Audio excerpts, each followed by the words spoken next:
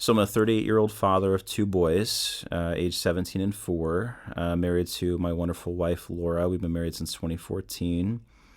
Born and raised in Omaha, Nebraska initially, and then have been living in central Iowa since college.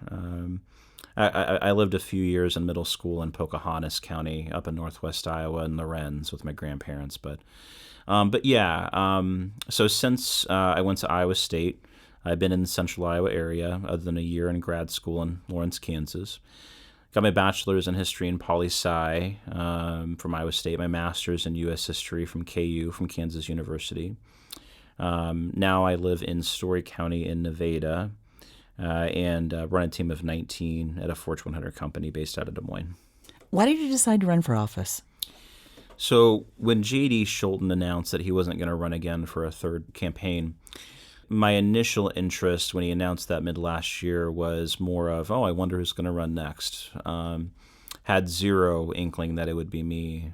But by January of this year, it was clear that there was a real risk that a Democrat was not going to make it on the ballot in the race. And I thought that in the age of Trumpism and anti-democracy, that was absolutely untenable. And that there were a lot of voices in the district who normally go unheard that I felt I could amplify their voices. And so that's what my campaign's been all about.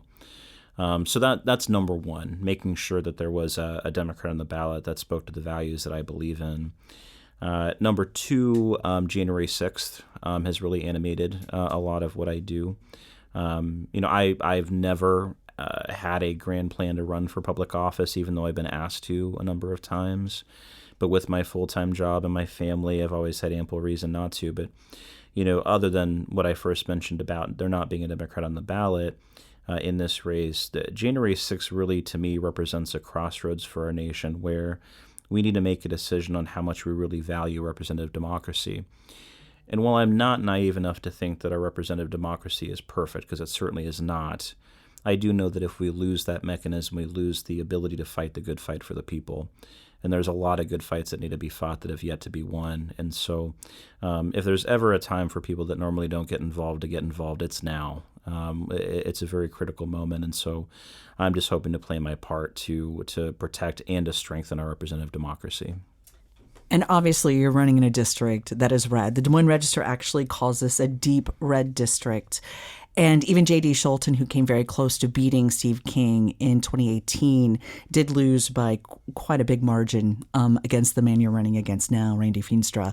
How do you bridge that huge gap? Well, there are a number of issues that are unifying that span political affiliation, I think especially in this election cycle. I pre-advertise my events on the campaign trail so that Republicans, independents, and libertarians can also come, and many of them do. And they're always cordial. But you get to see how many of the shared pains we have regardless of political affiliation. And so reproductive rights, I surprise some people when I say this, but I've had a number of pro-life voters come up to me and tell me that they're really alarmed as to the direction we're going when it comes to the taking away of reproductive rights, how my opponent, who's pushing a federal abortion ban with what seems to be no exception per what he told KTIV about it, I've had a number of pro-life voters say that's too far. That's too alarming for them. Public education has been a unifying issue that's spanned political affiliation. We have a governor who signed a flat tax bill, and my opponent wants to make the Trump tax cuts permanent, which would kneecap our ability to properly fund to close the gaps in our public education system, and we're already seeing the impacts of that. But then we have a governor going across the state trying to convince us to pull public money out of public schools. And you have a lot of conservatives on the ground that are absolutely horrified by that, and they know that if their small communities lose their public schools, then it's much less likely that their communities are going to be able to thrive long term. And then carbon capture has been a big issue up here as well, as I'm sure you know. And I've been opposed to carbon capture pipelines since the very beginning of my campaign. And I've had a number of Republicans, a number of former Steve King voters that have come up to me and have told me they're going to vote for me because of my stance against carbon capture pipelines.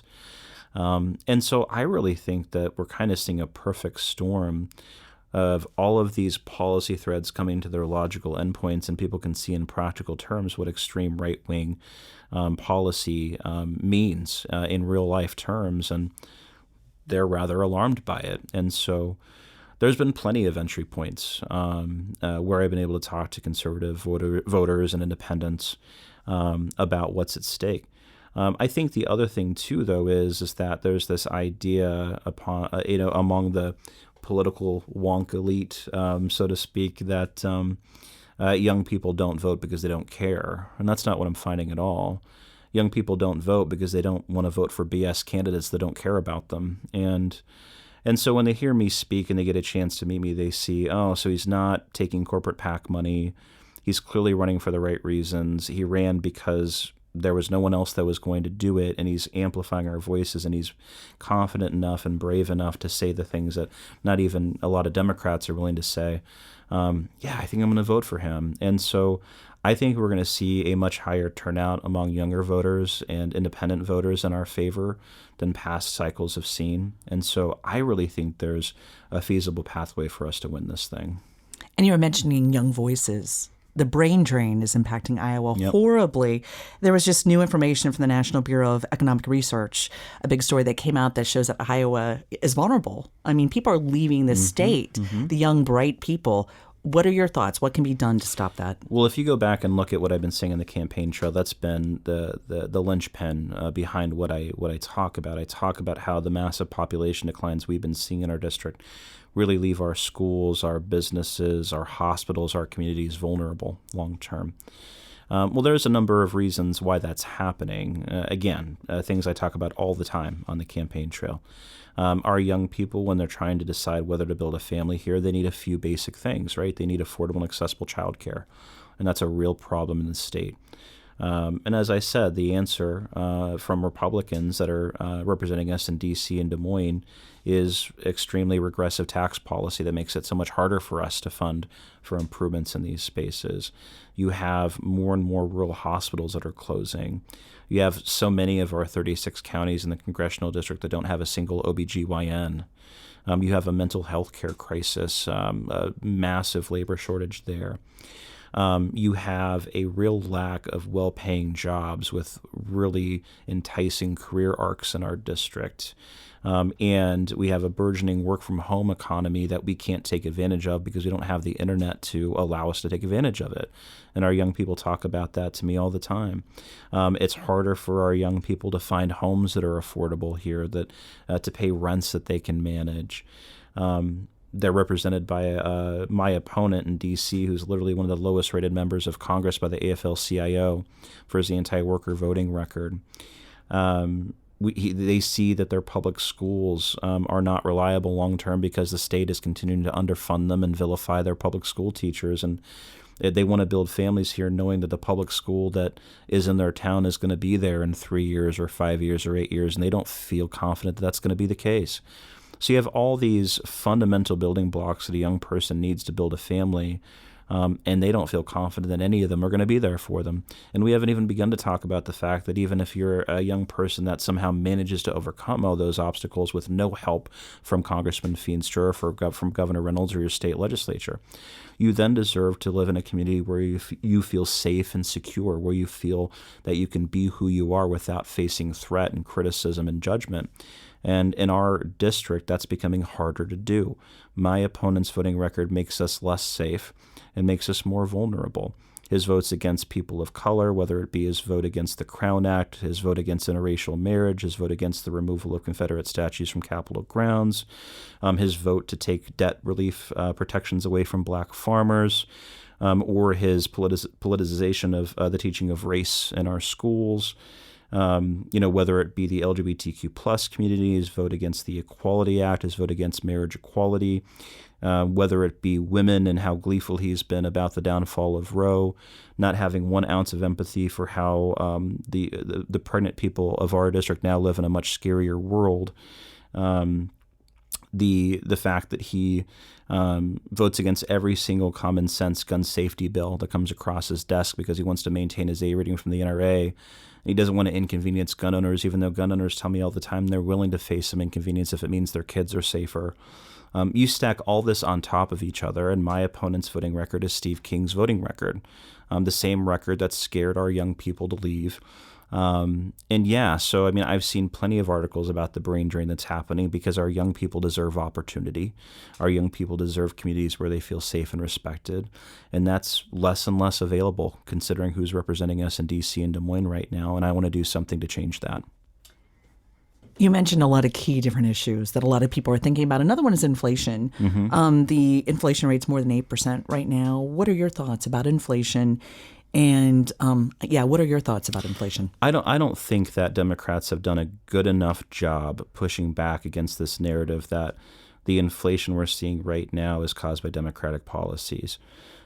Because simply, if you look at our long history, so having my master's in U.S. history, I can talk to you all day, every day about the fact that we've had centuries of boom and bust cycles economically. And why does that happen? That happens primarily because of the corporate consolidation of power. And so we have a massive problem with monopoly power and corporate power, where they have undue influence over pricing of what we need to get by every day. To me, what makes the most sense as far as addressing inflation is something that a conservative UK parliament did a couple months ago, where they passed a windfall tax on oil and gas companies during times of inflation when they reap excessive profit. Why haven't we been talking about that here? Well, we haven't been talking about that here because corporate influence in our country is so entrenched that people are afraid to talk about it. I'm not afraid to talk about it. The fact that in 2022, we had a baby formula supply crisis where we were talking about not being able to feed our babies. Why did that happen? Because you only had a few companies in the baby formula market in our country, and one of them went offline because of an issue with their plant. And that left us extremely vulnerable because we don't have enough competition in our industries across sector, meaning that we're extremely vulnerable. We have very fickle supply chains.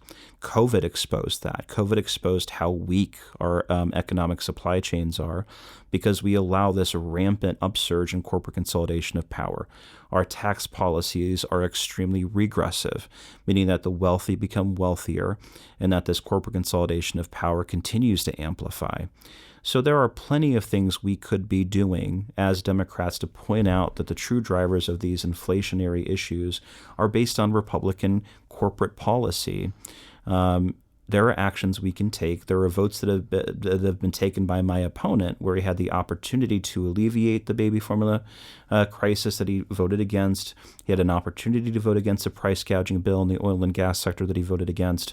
It's as if the Republicans care more about having an issue they can run on than they care about resolving it. And so this is something that I'm unafraid to talk about because the real reasons why inflation is happening is very clear. And so I want to do something about it and actually address it at its root. Agriculture is very important to Northwest Iowa. What are your thoughts to help farmers and agriculture?